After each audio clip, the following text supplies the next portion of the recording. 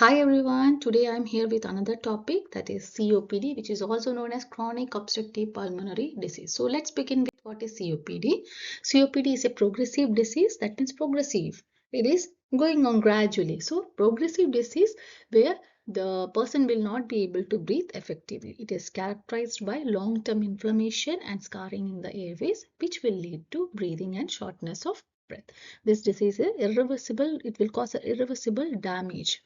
So always remember COPD. C stands for chronic air trapping, and as a result there will be lung hyperinflation and the person will not be able to breathe effectively. Now coming to COPD, there is a umbrella term for two diseases, that is bronchitis and emphysema, which are under this COPD. Now COPD, there will be chronic airflow obstruction will be there. There will be decrease in oxygen. So definitely when there is a decrease in oxygen level, the carbon dioxide will go high. The risk factors related to COPD: occupational exposure, smoking to secondhand smoke. So secondhand smoke, as we all know, not for the person who is smoking, the person nearby to or somewhere here nearby the smoker, they are considered as the secondhand smoke.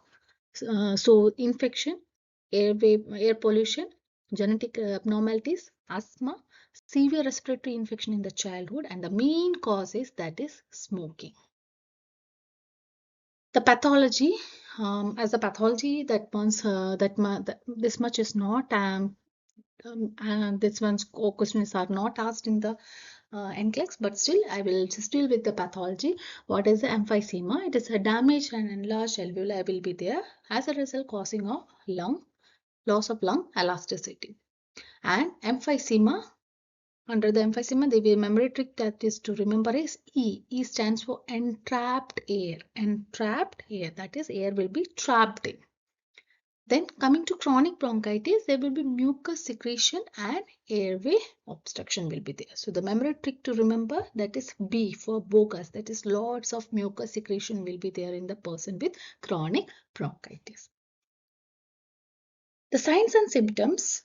The easy way to remember emphysema and chronic bronchitis both is E. E stands for ping puffer. So always remember the trick, that is memory trick is ping puffers. Emphysema stands for ping puffers.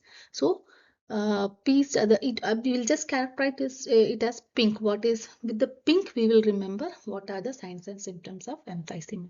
Pink skin. So the person will be having pursed lip breathing, increased chest, that is barrel type of chest will be there. No chronic cough. There will be no chronic cough on this disease. K stands for keep tripoding. The person will be using tripoding position.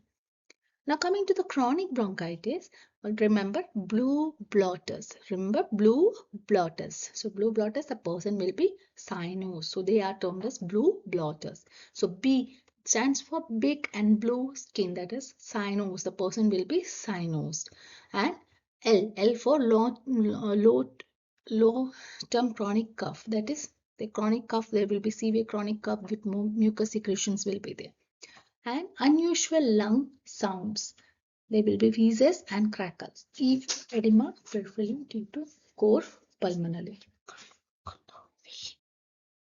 So edema, there will be edema due to the core pulmonary.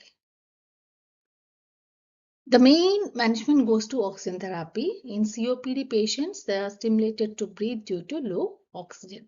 Administering oxygen to the patients of COPD can cause them to lose drive to breathe. Give the oxygen very cautiously to these persons. We will not increase the oxygen level.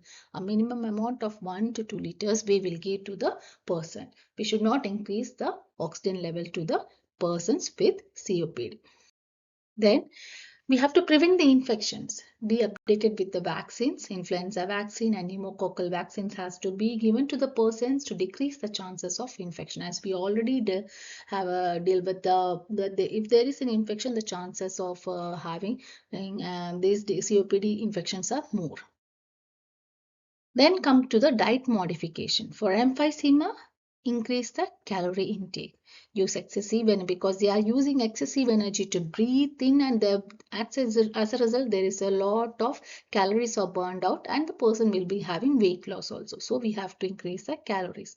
But be careful with the diet. When we will give the diet, we will make sure that the persons are not full stomach, because if they have full stomach it will compress the diaphragm, and as a result the person will be having difficulty of breathing. So small frequent meals rich in proteins has to be given to the person. Then coming to the chronic bronchitis, we have to increase fluids. Why? Because the person is having mucus, excessive mucus is there. So we have to increase the fluids. But cautiously, too much fluids with meals can lead to stomach distension. So drink it in between the meals. Proper breathing techniques have to be taught to the persons. Pursed lip breathing that will promote the carbon dioxide elimination and prevents the lung collapse. So you can see in the diagram how they are using the pursed lip breathing, taking in out and slowly they are exhaling out the air.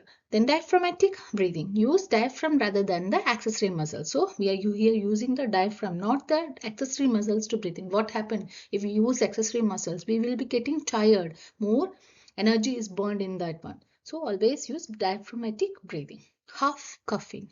That means to expel the secretion, this method is very helpful. So inhale, taking in a slow, slightly deeper breath, then normal, relaxing abdominal muscles, and then lean forward and try to, with the three even half seconds, try to cough out.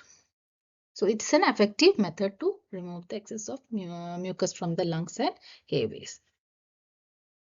Then coming to the medications, the two important medications that we use in COPD is bronchodilators and corticosteroids. So bronchodilators, it will help to stretch the it will help in the stretch or enlarge the openings.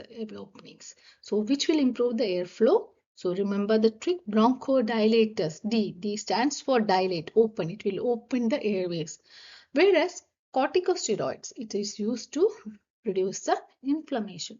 So remember with zone and IDE, the whichever suffix is coming at the end of the drugs, that are the steroid drugs. So prednisolone, hydrocortisone, dexamethasone, fluticasone, beclomethasone, cislesonide, then flunisolide. These are the medications which are given to these persons.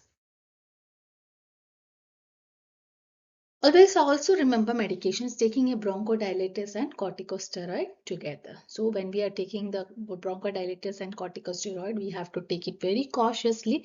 So remember the trick, B comes before C in the alphabet. So what? B comes before the C in the alphabet. That means you have to take the bronchodilators first to open the airways, then wait for 5 minutes, then take the steroid after the airways are open enough to allow through it, so which will allow the medications to go in and it will help for your airways to be open.